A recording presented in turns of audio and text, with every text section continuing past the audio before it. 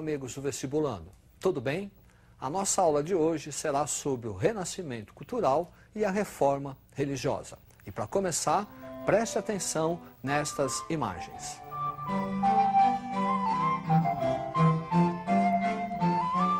Identificou? Trata-se da Mona Lisa de Leonardo da Vinci e parte do afresco do teto da Capela Sistina de Michelangelo Buonarroti, dois grandes representantes do renascimento cultural. Movimento que começou na Itália por volta do século XV. E começou na Itália por causa do grande desenvolvimento econômico das cidades italianas, Florença, Gênova, Pisa, Milão, e de uma forte burguesia mercantil que vai exercer um monopólio sobre o comércio do mar Mediterrâneo e das famosas especiarias, cravo, canela, pimenta, noz moscada. Também um desenvolvimento urbano e a instituição do mecenato.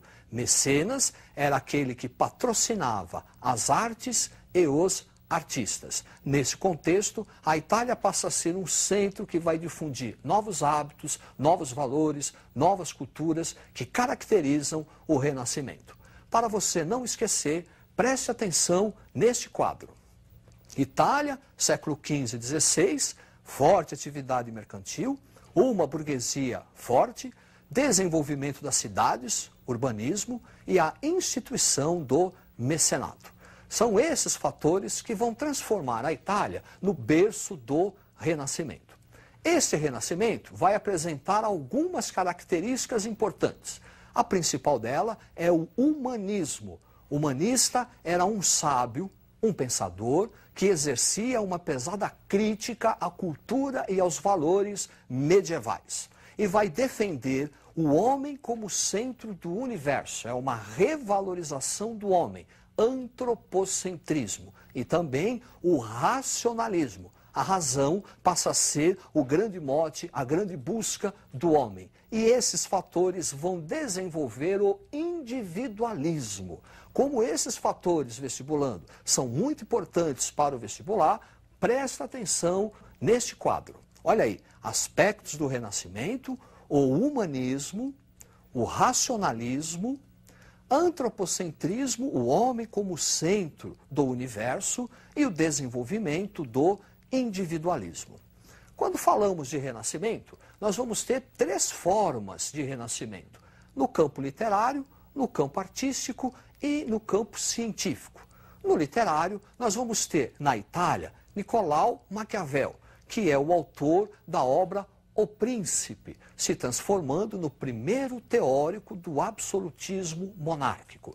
Na Holanda, nós vamos ter Erasmo de Roterdã, com a sua obra O Elogio da Loucura, que é uma dura crítica aos costumes e à igreja medieval, abrindo caminho para a reforma religiosa. Na Inglaterra, o pai do teatro moderno, William Shakespeare, com as suas tragédias, Rei Lear, Otelo, Hamlet. Em Portugal, Luís Vaz de Camões, com a sua epopeia Os Lusíadas, exaltando as grandes navegações, em especial a viagem de Vasco da Gama. E na Espanha, a obra-prima Dom Quixote de la Mancha, de Miguel de Cervantes. No aspecto artístico, nós vamos ter na arquitetura Bramante, Brunelleschi, na escultura o Michelangelo Buonarroti, que apesar de ser escultor, ele vai ser mais conhecido pela pintura, o afresco do teto da Capela Sistina, ao lado do Leonardo da Vinci. Os dois serão considerados gênios universais. E no aspecto científico, nós vamos ter um grande debate ideológico.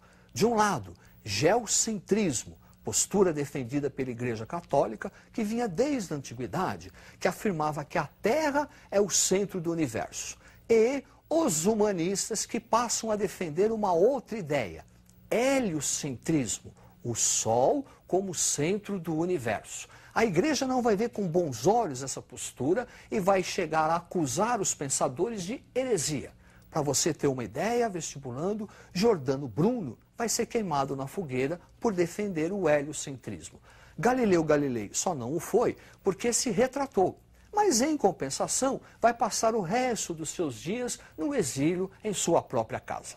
Para você não esquecer o que foi dito até agora, preste atenção neste quadro. Formas do Renascimento. O literário, Maquiavel, Erasmo de Roterdã. O artístico, Michelangelo e Leonardo da Vinci. E no científico, embate entre heliocentrismo e geocentrismo. Como nós falamos de ser queimado na fogueira, nós vamos começar agora a falar da reforma religiosa. Processo que começou na Alemanha, quando um monge, chamado Martinho Lutero, vai apresentar as suas 95 teses, condenando uma série de práticas da Igreja Católica. A principal delas é a questão das indulgências. Em 1517, o Papa Leão X, alegando precisar construir uma nova Catedral de São Pedro, começa a cobrar a indulgência, o perdão. Lutero, indignado com isso, faz uma séria acusação à Igreja Católica. Além da indulgência, começa a apontar a corrupção eclesiástica, papa que casa, que tem filhos, ou seja, ele aponta a quebra das normas eclesiásticas. Internamente, desde o século XII e XIII, a Igreja já vinha sofrendo problemas com as heresias, que são movimentos que ocorriam dentro da Igreja Católica e que já contribuíam para minar a autoridade da Igreja.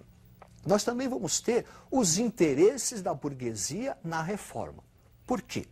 A Igreja Católica, ela condenava a prática da usura, lucros exagerados. E a Igreja vai ver na reforma, a burguesia, a possibilidade de proteger os seus lucros. E também nós vamos ter o nacionalismo. Não vamos esquecer que o século XVI é o século dos Estados Nacionais. Então aparece um rei da nação francesa, um rei da nação inglesa. E aí o inglês, o francês ou o alemão começa a se perguntar por que eu tenho que pagar um imposto para o Papa que está na Itália. Então essas causas vão justificar o sucesso da reforma de Lutero. Para você não esquecer o que foi dito até agora, preste atenção no quadro. Olha aí, causas da reforma. A quebra das normas eclesiásticas apontada por Lutero. As heresias, movimento interno da própria igreja. Interesses da burguesia e o advento do nacionalismo. Os principais reformistas são Martinho Lutero, da Alemanha, com a ideia da justificativa pela fé. Mais radical que ele será João Calvino, que vai defender a ideia da predestinação pela fé. Isso quer dizer o seguinte, segundo Calvino, já há o predestinado, o eleito por Deus, que seria aquele que trabalha e acumula capital. Essa ideia será muito interessante e nós vamos desenvolver depois. E na Inglaterra, Henrique VIII, o rei, vai criar a sua igreja, a Igreja Nacional da Inglaterra, a Igreja Anglicana. Para melhor compreensão, preste atenção no quadro. Os reformistas, Alemanha, Martinho Lutero, o francês, João Calvino, e na Inglaterra, Henrique VIII e o anglicanismo. Você lembra do Calvino e a ideia da predestinação? Segundo Calvino, o predestinado é o eleito de Deus, que seria aquele que trabalha e acumula riqueza. A burguesia vai identificar nisso a possibilidade de legitimar o seu trabalho e o seu lucro individual, surgindo assim a chamada ética protestante, que vai impulsionar o desenvolvimento do capitalismo. Desta forma, a burguesia europeia começa a abraçar as ideias de Calvino, ocorrendo uma expansão da reforma. Preste atenção neste quadro. Na Alemanha, os reformistas serão os luteranos, na França, os huguenotes, na Escócia, os presbiterianos e na Inglaterra, os puritanos. A Igreja Católica, ela não vai ficar inerte sem fazer nada diante da expansão da reforma. Ela, a Igreja, faz a sua reforma. E a reforma da Igreja Católica é chamada de Contra-Reforma. As decisões da Contra-Reforma foram tomadas no Concílio de Trento, que vai manter todos os dogmas da Igreja Católica, manter os seus rituais, criação de seminários. Também no Concílio de Trento vai ser criado o Índex, que é uma lista de livros proibidos de serem lidos. É a censura eclesiástica. Também vai ser reativado o Tribunal Eclesiástico, a Santa Inquisição, que já existia na Baixa Idade Média, mas que, a partir dos tempos modernos, vai exercer uma profunda intolerância religiosa para conter a expansão, queimar os hereges na fogueira. E também a criação das ordens religiosas, para difundir a fé cristã para fora da Europa. Nesse sentido, a principal ordem religiosa será a Companhia de Jesus, que vai ter uma fortíssima atuação aqui na América. Então, preste atenção neste quadro.